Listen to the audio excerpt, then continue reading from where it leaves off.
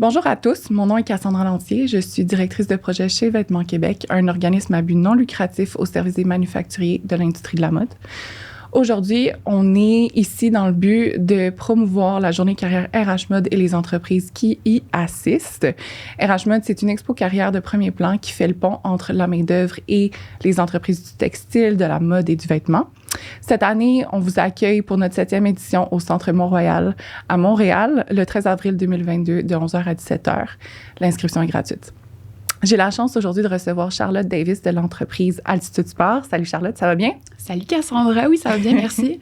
Super, ben alors on enchaîne avec les questions. La première question, c'est pourrais-tu nous parler de ton entreprise? Oui, avec plaisir. Donc, je travaille chez Altitude Sport. Altitude Sport, on est une entreprise de e-commerce, donc de commerce électronique. On est spécialisé dans la vente en ligne de vêtements techniques urbains, l'équipement pour le plein air. On a 400 quelques marques, les Arc'teryx, Salomon, Patagonia et j'en passe. Puis, c'est ça, on est basé ici même à Montréal. Donc, voilà. Pourrais-tu nous parler souvent des articles de la presse qui sortent ou dans les médias, ça sort que vous vous comparez vraiment beaucoup aux géants Amazon au niveau de la livraison. Pourrais-tu nous parler de ça? Avec plaisir. Ouais, on a quand même eu une super belle attention médiatique dans les dernières années, donc on en est bien reconnaissant. On nous compare à Amazon parce qu'on est vraiment axé sur l'expérience client, puis pour nous, ce qui prime, c'est vraiment que le client ait une expérience qui lui donne envie de revenir vers nous plutôt que l'un de nos nombreux compétiteurs qu'on ne va pas nommer. Puis, justement, la comparaison à Amazon, je pense, naît du fait notre logistique nous permet de faire la livraison le jour même à Montréal, le lendemain dans la grande région de Toronto et dans la grande région de Vancouver aussi, ce qui est comme, vous pouvez vous l'imaginer, un défi logistique incroyable. Puis, ça fait une couple d'années qu'on offre ça, puis c'est vraiment l'une des affaires parmi plusieurs qui nous rend uniques, je dirais. C'est clair, c'est super impressionnant, vraiment. Puis si on parle plus de toi, c'est quoi ton poste, toi, chez Altitude Sport? Oui, bien moi, je suis conseillère aux ressources humaines, donc dans l'équipe de ressources humaines ou de talent et culture, comme on l'appelle. Puis ça va faire bientôt 4 ans que je travaille chez Altitude Sport, donc j'en ai beaucoup vu et beaucoup vécu aussi. Clairement. Tu as fait aussi la journée carrière en 2020 en présentiel. Vous l'avez fait aussi en virtuel. Là, cette année, ça revient en présentiel. Exact. On est tellement ravis d'être là, il faut que je le dise. Sérieux, c'était tellement un super beau souvenir et virtuel et en présentiel. Puis on est surtout ravis de revoir les participants, puis les étudiants, puis les chercheurs d'emploi en personne. Ça va être, ça va être très cool. Est-ce que vous avez recommencé à faire des entrevues en personne ou c'est toujours en virtuel chez vous?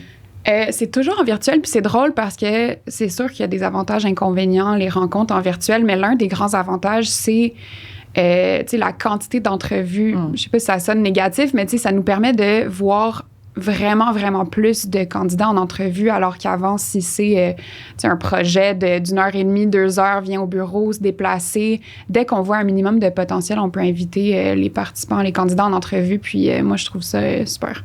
Ouais, fait que est-ce que dans le fond, même si on reviendrait en présentiel dans les bureaux, tu voudrais conserver ceci en virtuel? Ben, je dirais pour une première rencontre, justement au niveau du volume de rencontres qui sont possibles, c'est le fun de faire ça en virtuel pour différentes raisons, mais peut-être éventuellement, surtout si le poste n'est pas en télétravail, puis éventuellement, il va y avoir une présence requise au bureau. Je pense mutuellement, c'est agréable de voir l'éventuel employé, puis pour l'employé aussi, c'est bien de pouvoir, évidemment, voir ses lieux de travail, etc. Donc... OK, super. Est-ce que vous allez revenir en présentiel, le travail en présentiel dans les bureaux? Oui, c'est la question qui prime. On est encore en train d'étudier ça. Nous, notre grand défi, c'est qu'on a tellement vécu une croissance dans les derniers temps que même si ça nous tentait de rappeler tout le monde au bureau, on n'a juste pas l'espace. Notre bureau, on a pratiquement doublé nos effectifs depuis le début de la pandémie dans notre siège social. C'est incroyable. Ça fait en sorte qu'on a ce défi-là de place, plus la distanciation, plus tout ça. Mais c'est en cours, mais on aimerait ça garder une formule hybride. Je pense que c'est vraiment le meilleur des deux mondes. Les employés sont ravis d'avoir le choix. Nous, on est contents de pouvoir offrir cette flexibilité-là aussi. Donc, tant mieux. Puis si on revient à toi un peu, est-ce que tu pourrais nous décrire tes tâches au quotidien? Oui. Je ne vais pas vous ennuyer avec la gigoliste, mais pour garder ça simple, moi, je suis vraiment plus... mon focus, disons, c'est vraiment plus sur l'amélioration des processus de nos systèmes. Je suis vraiment impliquée aussi dans l'analytique, forcément, dans les RH. Des fois, on oublie, il y a quand même plein de données riches, autant au niveau du recrutement que notre démographie de nos employés, la satisfaction des employés. Il y a plein de données sur lesquelles on peut travailler et continuellement s'améliorer. Fait que je suis vraiment axée là-dessus. Je fais du recrutement par-ci, par-là aussi, mais je ne suis pas dans l'équipe d'acquisition de talent en tant que telle. Puis, c'est ça, plus le côté stratégique, je dirais, de la chose. Puis, j'ai quand même du temps que je passe sur la marque employeur aussi, d'où vient ma pertinence à l'événement de RH Mode. Puis, juste de continuer à se démarquer comme étant un employeur de choix à Montréal, c'est vraiment notre but. Puis en ce moment, est-ce que c'est difficile avec la compétition qui est assez féroce? J'imagine que oui. C'est fou, j'ai jamais vécu ça dans tout mon parcours en RH. La volatilité du marché de travail, c'est du jamais vu. Donc oui, c'est extrêmement difficile. Puis d'où vient l'importance de beaucoup miser sur l'expérience employée, en partant dès les premiers échanges, dès la rencontre, jusqu'au jour le jour, bien sûr, une fois que tu deviens employé au sein de l'entreprise. C'est plus comme avant, on peut plus juste miser sur le fait que les gens veulent travailler chez nous puis on a l'embarras du choix. C'est plus du tout la réalité du marché. Donc, on doit continuellement être en train d'observer ce que les autres font, comment on peut faire pour améliorer nos conditions. Et c'est ça, vraiment miser sur ce côté-là parce que c'est la réalité, on ne peut pas s'en passer. Je trouve que, tu sais, moi aussi, je peux observer, je le dis, là, parce que je me cherche des fois des employés, des coordonnateurs marketing et tout, puis je fais le processus d'embauche, de recrutement, puis je remarque tellement que tu peux avoir un excellent candidat, un excellent candidat, la personne est tellement intéressée, puis là, elle a une offre de 10 000 de plus, puis c'est fini. Exact. C'est vraiment l'argent en ce moment qui prime, je trouve. Puis c'est aussi l'expérience comme à quel point est-ce que l'entreprise est le fun de travailler dedans. Exact. Fait qu'est-ce que vous faites, vous, pour être fun, être attirant pour les potentiels candidats? Oui, tout à fait. Puis c'est sûr, tant que chercheur d'emploi, on a tout été là, c'est sûr que le salaire prime, qu'on a 4 offres, puis un salaire qui est vraiment plus intéressant. Les chances sont fortes qu'on va plus se pencher de ce côté-là. Mais en bout de ligne, il y a plein d'autres facteurs qui sont, si je peux me le permettre, tout aussi importants, à mon avis, voire plus que le salaire. On peut partir d'une certaine flexibilité d'horaire, surtout dans la réalité du télétravail. Ton mode de vie, mon mode de vie, c'est pas nécessairement les mêmes. Fait que de pouvoir offrir ce privilège-là de travailler, je veux pas dire quand tu veux, vu qu'on a quand même des heures d'opération à maintenir, mais d'avoir cette flexibilité-là.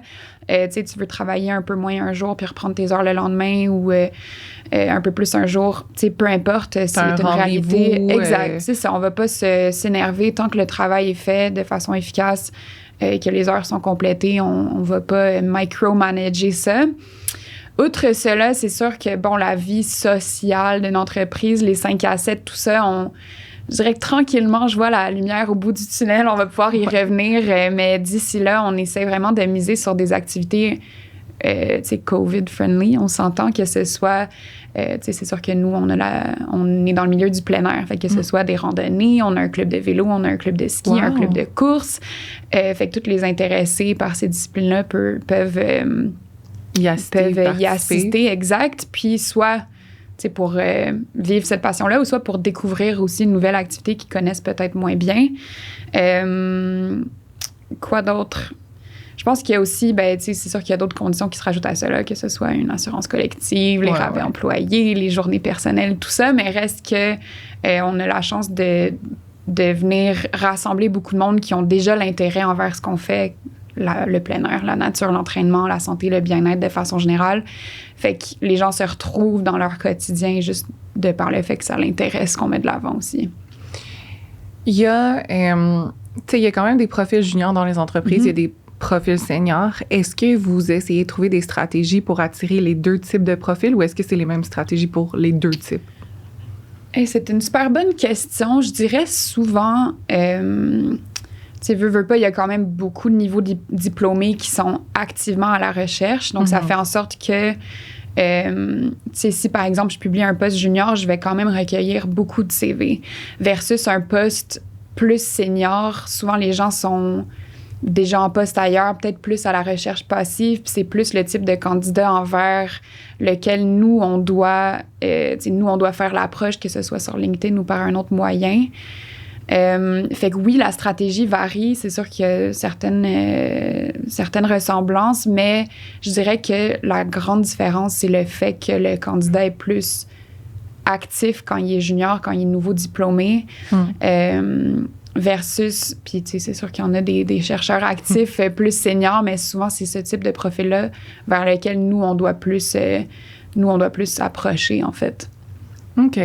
Puis, tu sais, j'ai souvent entendu, là, je sais pas si toi aussi tu l'as entendu, je mets ça sur la table, mais je me suis fait dire dernièrement par des gens de recrutement que les profils juniors, c'est pas vraiment les REER, l'assurance collective qui les intéresse.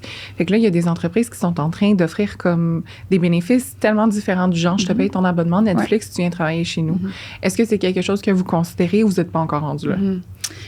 Ben, c'est un super bon point, puis c'est sûr que, tu sais, ton pension plan, quand tu viens de finir ton université, c'est peut-être pas l'affaire qui va te faire pencher vers une offre ou vers l'autre, fait que je comprends tout à fait cette réalité-là.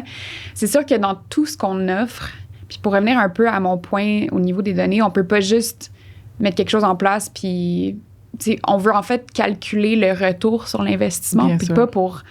Tu sais, rentrer dans la technicalité de la chose. Le but, c'est d'offrir quelque chose parce qu'on sait avec assurance que ça va mieux convertir nos offres ou peu importe. Fait que, avant de lancer, par exemple, un abonnement Netflix à tous nos nouveaux employés, il faut calculer le retour. Puis est-ce que c'est en ligne avec notre marque employeur? Est-ce que c'est ce qu'on veut mettre de l'avant? Nous, c'est sûr que étant une entreprise en plein air, axée sur le bien-être, on pourrait plus focusser là-dessus, c'est sûr. Mais c'est une affaire qui doit quand même être réfléchie, mais je suis très consciente de la pertinence, puis je peux voir comme ça peut vraiment être important ou vraiment faire pencher la balance aux chercheurs d'emploi, c'est sûr. C'est quand même encore assez nouveau, tu sais, c'est pas toutes les entreprises, pas devenu généralisé, mais je me disais, wow, c'est original. Oui, c'est clair, puis il faut tout le temps s'adapter au temps puis à la réalité. Puis en bout de ligne, ton abonnement Netflix, si on revient sur cet exemple-là, c'est quelques centaines de dollars par année. Je sais pas, c'est 21,83, c'est le meilleur plan par mois. C'est ça. Je vais rester dans mes quelques centaines de dollars par année, qui en bout de ligne, c'est quand même une petite dépense comparée à, par exemple, je reviens aux assurances collectives, qui est quand même une très, très grande dépense pour la plupart des entreprises qui l'offrent.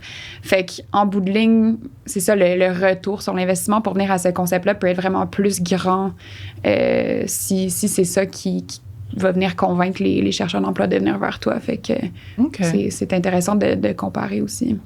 Puis si on retourne aux candidats, et là, je m'en vais dans une autre sphère. Et je me demandais, dans le fond, quand tu as deux profils similaires, comment tu fais, toi, pour décider, toi, personnellement?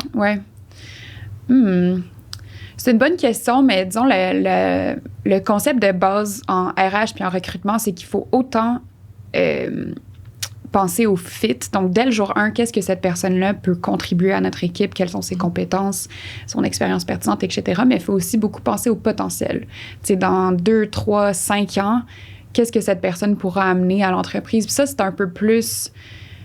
On assume un peu plus. Tu sais, c'est sûr que toi, je sais pas, dans 5 ans, si tu vas être chez nous, si tu vas avoir les mêmes intérêts ou autres.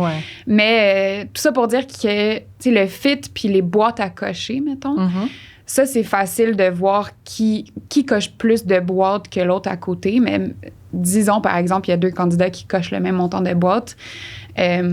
Faut regarder, sur le long terme, est-ce que je vois plus cette personne-là se développer chez nous puis toujours aller chercher le prochain projet, le prochain poste, ou bien est-ce que cette personne, je sens plus qu'elle va stagner? C'est sûr qu'encore une fois, on peut pas le savoir avec certitude.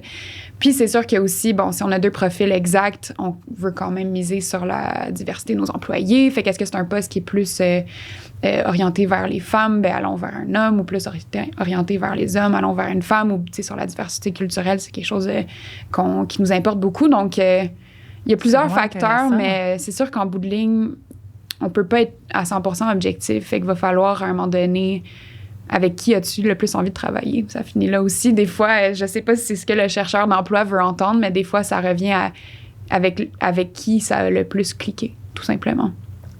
Intéressant. Moi, je trouve ça super. J'ai une question parce que pendant le processus, naturellement, vous voyez plein de candidats. Puis quand vous refusez un candidat, vous lui dites « Ah, désolé, il y a quelqu'un d'autre qui a eu ce poste-là », est-ce que vous le redirigez? Mettons que c'est un bon candidat, que vous voyez qu'il y a un potentiel, mais c'est l'autre personne qui a eu quelque chose. Est-ce que vous le redirigez vers d'autres offres d'emploi? Est-ce que vous faites ce genre de choses? Ou... Oui. Ben, moi, je trouve, tu sais, je reviens à l'expérience employée, ça démarre à l'expérience candidat. T'sais, dès que tu envoies ton CV, tu nous importes, puis moi, je veux m'assurer que, que si tu sois retenu ou pas, que ce soit une expérience quand même, grosso modo, positive. Puis je pense que le feedback puis l'approche humaine à la chose est super importante. Fait que c'est sûr que j'adorerais avoir le temps de réorienter tous mes candidats vers un poste qui serait un meilleur fit, que ce soit chez nous ou ailleurs, mais la réalité fait que des fois... C'est un message générique, même si c'est pas le fun, des fois, c'est ce qu'on doit se permettre de faire. Mais moi, c'est sûr que si je vois un candidat, puis ça nous arrive très souvent d'avoir des candidats exceptionnels, mais pour X raisons, ça marche pas, ou on s'est penché vers une autre personne pour les raisons que j'ai énumérées tantôt. Fait que moi, si je te dis, reste à l'affût des offres puis reviens vers moi s'il y a quelque chose qui t'intéresse, c'est parce que j'y crois. Je le dirais pas juste pour fermer la porte gentiment puis que ça se termine. Puis j'ai souvent des candidats qui me reviennent parce qu'ils voient une offre passer, peut-être qu'ils ont une autre expérience ailleurs, puis redeviennent pertinents. Puis pour le gestionnaire qui t'a rencontré, s'il y a une belle expérience, une belle discussion avec toi, c'est sûr que ça peut être très avantageux de revenir vers nous par la suite. Donc, pour répondre à ta question, oui, absolument, on prend le temps de faire ça, mais on peut pas se le permettre avec tout le monde, mais c'est sûr qu'on voit un candidat, surtout un jeune diplômé, je dirais, c'est tellement la relève, le futur du marché. Donc, faut prendre soin de ces gens-là. Faut être certain que ils ont envie de revenir vers nous aussi, même si peut-être ça n'a pas fonctionné la première fois. Donc, c'est ça. Oui, absolument. Parfait. Mon Dieu, tant mieux. On revient un peu plus à toi, toi personnellement, dans le cadre de ton poste. C'est quoi le défi que tu as déjà vécu à travers ton poste? Puis comment est-ce que tu es arrivé à le surmonter? Oui. Écoute, les défis, j'en vis au quotidien. Puis c'est ce qui me stimule, je dirais. Si c'était juste, si ça stagnait, puis chaque jour ressemblait au lendemain, puis au jour d'avant, ce serait moins le fun, bien entendu. Notre défi, puis je dirais que c'est un défi de l'entreprise, mais qui me rejoint aussi, c'est juste la croissance. On évolue tellement vite, autant en termes de chiffre d'affaires, la taille de l'équipe, les projets, la structure. Donc, ça nous prend, nous, de notre côté, il faut tout le temps s'adapter. Puis dès que tu es à l'aise et confortable dans tes processus, il va falloir que tu les modifies parce qu'il y a une nouvelle catégorie d'employés ou on a plus de monde ou peu importe. Donc, c'est de constamment s'adapter à la réalité de notre bassin d'employés aussi. Puis, en parallèle, bien sûr, avec le marché de l'emploi qui évolue avec fulgurance, ça nous prend quand même de tout le temps avoir un œil sur les autres, puis pas pour être compétitif nécessairement, mais en bout de ligne, on court tout après les mêmes employés, bien sûr, surtout, je dirais même surtout dans le milieu de la mode, bien entendu, c'est quand même un petit monde ici à Montréal. Donc, de toujours avoir un œil sur les autres, puis de pouvoir se démarquer aussi de différentes façons. Donc, je dirais que c'est ça vraiment le défi de toujours s'adapter, de jamais rester confortable, disons, dans ses pantoufles, disons, puis... Intéressant. C'est ça. On dit la même chose, en fait, aux candidats. On dit de toujours s'adapter avec les employeurs, avec les nouvelles tendances qui arrivent. Donc, super, c'est intéressant. Puis, si je vais un peu plus en général, là, au niveau de l'entreprise, est-ce que tu peux nous décrire l'ambiance, mettons en présentiel ou en virtuel ou les deux? Qu'est-ce qui fait qu'une personne est vraiment heureuse de travailler chez Altitude Sport? Oui, mais c'est une belle question.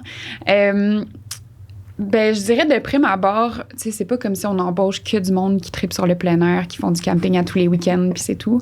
Loin de ça, on aurait peu de personnes sur notre payroll si c'était le cas.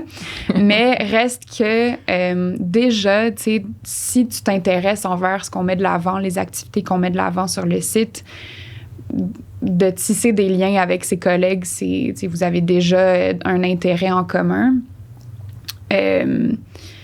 Puis, pour revenir à ta question, excuse-moi, rappelle-moi, j'étais en train de penser. L'ambiance, j'étais en train de réfléchir à quel point c'était positif. Oui. Fait que déjà, puis moi, je suis convaincue que le monde qui apprécie le plein air puis d'être extérieur, c'est comme du monde content dans la vie. Fait qu'on a quand même un super beau groupe d'employés, de gens qui sont fiers aussi d'être chez Altitude. Puis ça, ça se traduit dans tout ce qu'ils font puis d'être vraiment passionné par ce que tu fais. L'ambiance de travail, tu sais, c'est vraiment cliché, là, mais le work hard, play hard, c'est sûr que ça se reflète un peu dans ce qu'on fait, dans le sens que, tu sais, on a des périodes vraiment de gros rush, notamment, ben, je pense que c'est comme le cas pour l'industrie dans son ensemble, mais le Black Friday, le temps des fêtes, le Cyber Monday, tout ça, puis il y a certaines équipes qui, en amont, dont nous autres aux ressources humaines dans tout le recrutement qu'on doit faire pour cette période-là. C'est le gros rush, mais on sait que on est tellement passionné par ce qu'on fait puis par notre projet qu'on est heureux de le faire. Puis on sait très bien que dans quelques mois, si on veut reprendre nos heures, prendre des vacances, peu importe, on pourra le faire. Donc, il y a vraiment cette notion-là de savoir un peu gérer son temps de sorte à ce que qu'on se donne, on se réserve aussi un certain temps pour se reprendre aussi dans nos heures éventuellement. Donc, c'est ça. Je m'en allais te demander qu'est-ce que tu aimais de ton entreprise, mais je pense que ça englobe tout ce que tu as dit aussi, même avec le début, les heures flexibles. Est-ce que tu veux continuer? Est-ce que tu veux développer? Oui, ben là, ça pourrait être le sujet de l'entrevue. Qu'est-ce que j'aime de chez Altitude Sport? Mais déjà, plus sur une note personnelle, moi, je suis quelqu'un qui adore le plein air, le ski, le vélo, la course à pied, l'entraînement, la nature. Tout ça, ça me parle énormément. Fait que déjà, juste de travailler dans une entreprise qui met ça de l'avant dans son produit, ça me rejoint beaucoup. Mais tu sais, je dirais que c'est pas le cas pour l'ensemble de nos employés. Puis c'est vraiment pas grave.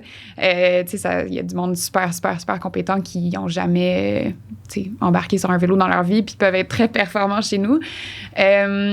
Mais tu sais, j'adore l'esprit d'équipe. Ouais, l'esprit d'équipe, c'est ça. Puis... tu sais, à quel point on est toujours en train de se dépasser, on stagne pas. À chaque fois qu'on met de l'avant un projet puis qu'on le réussit, ben on passe au prochain dossier puis on cherche, qu'est-ce qu'on peut faire pour continuer de s'améliorer puis de se démarquer. Fait que juste le genre de pace de travail, si je peux me permettre ce mot-là, qui est... il y a tout le temps quelque chose d'impressionnant. Je suis tellement impressionnée puis juste émue parce qu'on met de l'avant puis juste wowée parce que nos équipes sont en mesure de faire. Donc, c'est juste comme une grande fan de l'entreprise de façon générale. Puis je pense que ça se reflète aussi dans ce que je mets de l'avant aussi. Donc, tant mieux. Ouais. Moi, je t'avoue, là, je suis vraiment pas une grande fan de plein air, mais tu sais, je pourrais me poser la question, est-ce qu'il faut être fan de plein air pour travailler chez Altitude Sport? Non, oh my God, ben j'espère que ça c'est pas... Non. OK, c'est bon, ben oui, c'est pas du tout. Puis, tu sais, on a quand même, dans les dernières années, on s'est éloigné de notre image très axée randonnée plein air. Puis, on a plus de marques urbaines, fashion, streetwear, athleisure, si je peux mettre ça comme ça. Puis, c'est sûr que le fait de pouvoir découvrir des activités, de s'équiper, notamment grâce à nos rabais employés, une fois qu'on est à notre emploi, qui peut te permettre de découvrir des activités que tu n'aurais jamais autrement considérées, que ce soit par nos clubs de vélo ou nos clubs de ski ou peu importe. Fait que ça peut te permettre de découvrir, mais tu sais, tu peux avoir aucun intérêt puis quand même très bien réussir dans l'entreprise tant que tu sois un employé performant aussi. Ça se peut très bien, mais non, c'est pas un prérequis, loin de ça. OK. Puis là, toi, dans le fond, là, en ce moment, tu travailles en présentiel ou en virtuel, en télétravail? c'est un beau mix des deux, a priori en télétravail, mais le bureau est toujours ouvert, accessible. Donc, si pour X raison, j'ai besoin d'y aller, je vais au bureau. Puis, on a on a depuis un certain temps l'accueil, l'intégration, la formation des nouveaux employés se fait au bureau. J'étais là justement ce matin pour une nouvelle employée. Donc, c'est notamment pour récupérer ton matériel informatique. Tu rencontres ton supérieur, tu vois les lieux. C'est un peu plus le fun comme expérience de premier jour que de se loguer dans son courriel puis d'avoir une liste de tâches. Fait qu'on essaie de se concentrer là-dessus aussi. Définitivement. Je pense que l'accueil des nouveaux employés, écoute, nous, on est juste en télétravail. On n'a même pas de siège social pour le moment. On en a un, mais on n'y va pas. Puis écoute, je te dirais que c'est sûr que ça doit faire une différence là, au niveau de l'accueil des gens. Ils se sentent peut-être moins épaulés ou quoi que ce soit. Tout à fait. Puis, c'est juste de créer ce lien de confiance-là. Peut-être par la suite, quand tu as une question, vu que tu as rencontré ton supérieur, tu vas être plus à l'aise de lui poser la question si c'est une réelle personne que tu connais et pas juste un courriel ou un visage en virtuel aussi. Donc, c'est un super beau juste milieu. Puis je pense que ça fait le bonheur de nos employés aussi d'avoir les deux options, c'est sûr. Puis si on va plus au niveau de tes connaissances, de tes compétences, comment est-ce que tu fais pour rester à l'affût des tendances de recrutement? Est-ce que tu regardes des vidéos? Est-ce que tu lis? Est-ce que tu fais... de toute façon, tu baignes dans ça en ce moment? Oui, je dirais, il y a quand même... faut quand même rester à l'affût, évidemment, puis il y a plein de différentes avenues qui te permettent de le faire, que ce soit, ça peut être super simple, par exemple, d'être abonné à des infolettres de l'Ordre des ressources humaines ou sans toutes les nommer, mais il y en a plein qui existent. Il s'agit juste de les chercher.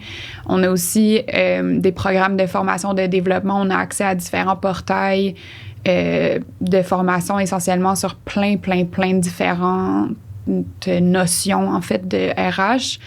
Puis juste, moi, je suis pas à la recherche, mais je suis constamment à l'affût des offres ailleurs, juste pour aller voir, qu'est-ce qu'ils mettent dans leurs avantages, comment ils formulent leur texte.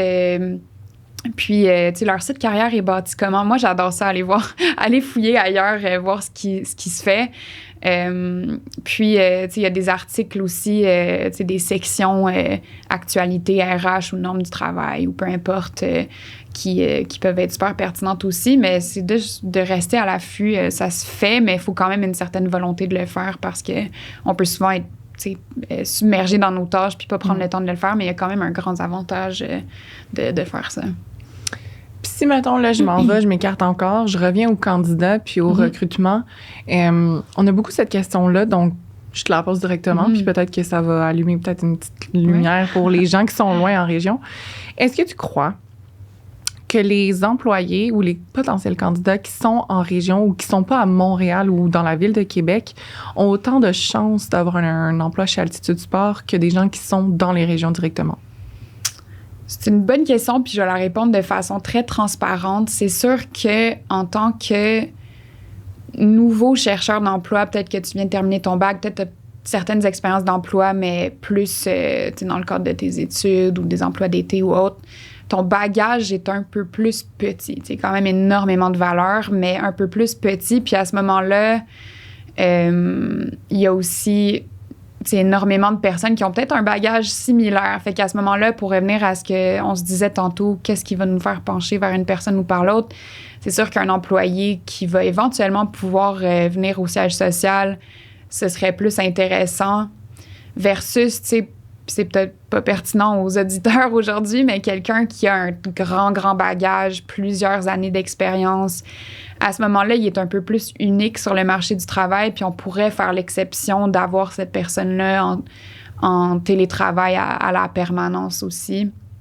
Mais spécifique à Altitude Sport, puis surtout pour les postes plus d'entrée, c'est sûr qu'on cherche un employé qui serait local puis qui pourrait éventuellement se rendre au siège social dans le cadre d'une présentation, rencontre, formation, peu importe, c'est sûr. Est-ce que vous seriez intéressé, tu penses, à faire du hybride si, par exemple, le candidat est vraiment motivé puis que la personne veut rester, mettons, par exemple, à 1 heure, 2 heures d'ici, mais qu'elle serait prête à se déplacer, il ou elle serait prête à se déplacer 1 fois par semaine, 1 fois par 2 semaines, 1 fois par mois? Oui, puis à ce moment-là, ça devient le choix du candidat. Si on dit il faut que tu sois là 1 fois par semaine, que ça te prend 2 heures, puis si tu es prête à le faire, super. Mais à ce moment-là, c'est ça. Tant que la personne peut répondre à nos attentes, on peut absolument faire l'exception. Donc oui, c'est sûr qu'à un moment donné, c'est au cas par cas aussi. Donc, parlons-en. Oui, c'est ça, exactement. OK, bien tant mieux, c'est intéressant. Mon Dieu, je t'ai posé beaucoup de questions. Peut-être que je pourrais t'en poser une avant-dernière. Je me demande pour les candidats de la journée carrière, là, si on se focus sur le sujet, là, ce serait quoi tes conseils pour bien se présenter, peut-être avoir un super rapport avec un recruteur, vraiment faire une bonne impression? Quels sont tes conseils? Mais d'abord, tu sais, je suis consciente que ça peut être ultra stressant pour les chercheurs d'emploi. Puis je dirais... Mon premier conseil, c'est juste de prendre une grande respiration. Je sais que ça paraît kitsch, mais en bout de ligne, c'est des humains qui sont là pour te rencontrer toi puis apprendre à te connaître toi. Fait que c'est une conversation comme une autre. J'ai fait énormément de journées de carrière ou d'emploi dans mon parcours. Puis, il y a trop souvent, je dirais, une approche générique. Donc, par exemple, « Salut, avez-vous des emplois en marketing? » Okay. À ce moment-là... Oui, mais tu sais, parle-moi de toi. Tu sais, c'est comme... faut qu'il y ait un genre de raison d'être. Puis si t'arrives puis tu dis, bon, je vais demander à chaque employeur la même question, peut-être, tu sais, d'avoir une approche unique à chaque employeur, puis vraiment d'aller vers les employeurs qui te piquent l'intérêt. Fais tes recherches, tu sais, pose des questions. Hey, j'ai vu un tel projet que vous avez mis de l'avant ou un tel article, parle-moi plus de ça. Pour ensuite embarquer dans, ben toi, ton parcours, c'est quoi? Tu sais, t'as fini en marketing, hein, c'est cool, ça tombe bien, on a d'autres postes. Fait que d'établir un rapport avant d'embarquer dans, voici le service que j'ai besoin de ta part.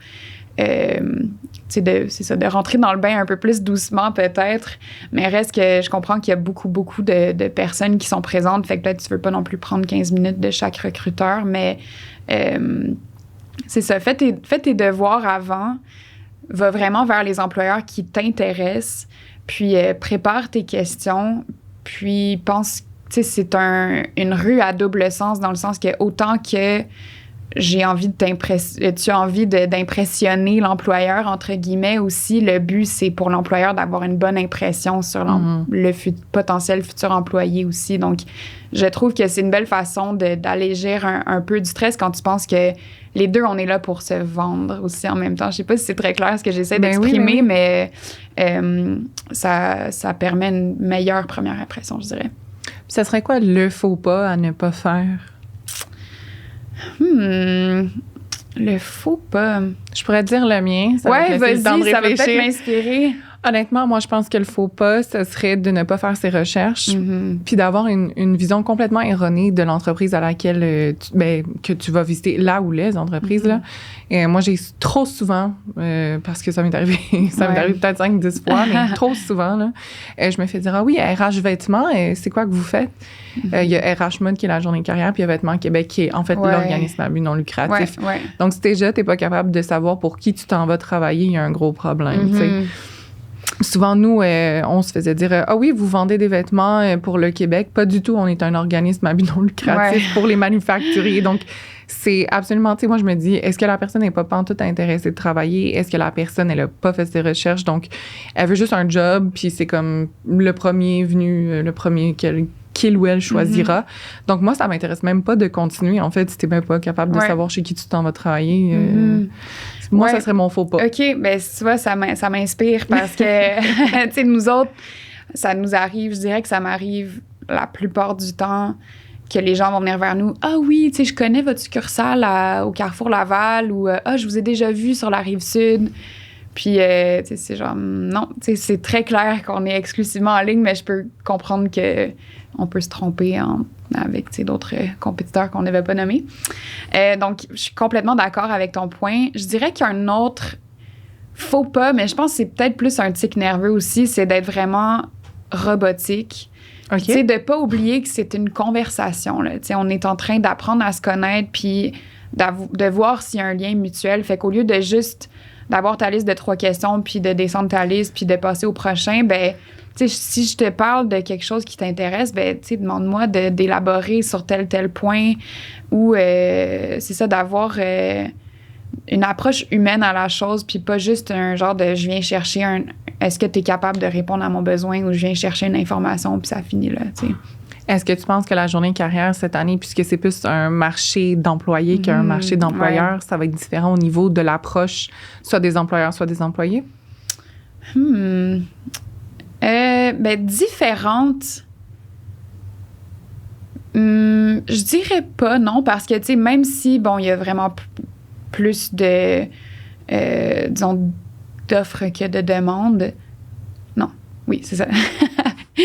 Reste que, une bonne première impression, c'est une bonne première impression aussi. Fait que je pense pas que ça devrait nécessairement changer la donne dans le sens que, tu sais, t'as quand même envie de faire bonne impression puis qu'il y ait 25 offres qui s'offrent à toi ou une seule, mais mets de l'avant quand même la personne que tu es puis que tu as envie de refléter aussi dans ton éventuel travail aussi. Donc, c'est ça. OK. Parfait. Je te pose une dernière question, ça va clore notre entretien. Je me demande, selon toi, parce que je me la fais encore poser, cette question-là, quand tu veux impressionner, tu veux faire une bonne première impression, on s'entend parce que on dit qu'on peut juger en 5 à 7 secondes pour la première impression. Est-ce que tu penses qu'un candidat qui s'habille comme il souhaite s'habiller, même si la personne, elle est flamboyante, que c'est peut-être pas ce qu'elle va porter au travail, mais que elle exprime vraiment sa créativité lors de la journée de carrière, peut plus lui nuire ou l'aider? C'est une bonne question, mais tu sais, j'ai envie de dire, habille-toi comme tu veux. Puis la mode, c'est tellement une incroyable façon de faire refléter sa personnalité. Fait que porte ce que tu veux porter. Puis en bout de ligne, tu sais, nous, en tant qu'employeurs, on va pas venir choisir la personne qui est le mieux habillée dans la place, tu sais, ou la personne qui a le outfit le plus, tu sais, à la hauteur des récentes tendances ou autres. Fait que je dirais pas que ça peut lui nuire, mais peut-être pas non plus augmenter ses chances non plus. Au contraire, je pense que tout le monde devrait s'habiller pour exprimer peut-être leur personnalité, mais aussi de savoir que c'est pas un facteur décisif dans l'éventuel choix de futurs employés, c'est sûr, ou décisionnel plutôt. Très vrai. Puis moi, je terminerai en rajoutant que si tu vas vers des entreprises qui vendent du loungewear, peut-être que de porter du loungewear va pas te nuire, mais si tu vas vers des entreprises qui portent des complets cravates, par exemple, peut-être que ce outfit va pas lui nuire, mais peut-être que ça va t'enlever peut-être des chances, tout dépendamment de l'entreprise. Peut-être pas t'enlever des chances, mais pas te donner plus de chances, mettons, genre... j'aime voir ça de même. Oui, c'est ça, mais tu sais, en bout de ligne, tu sais, habille-toi comme tu le souhaites, puis ton employeur va te voir pour qui tu es aussi. Clairement, puis c'est aussi une journée carrière, c'est une journée pour faire une bonne impression, puis tu vas aussi rencontrer 40 entreprises de l'industrie de la mode. C'est now or never pour se démarquer, puis se mettre beau, belle. Puis il va y en avoir plein, fait que mieux vaut te démarquer de par ton choix d'ensemble aussi, bien sûr. Très vrai. Super, bien, merci beaucoup, Charlotte. Merci pour aujourd'hui. Puis à vous, je vous dis, on se voit le 13 avril 2022.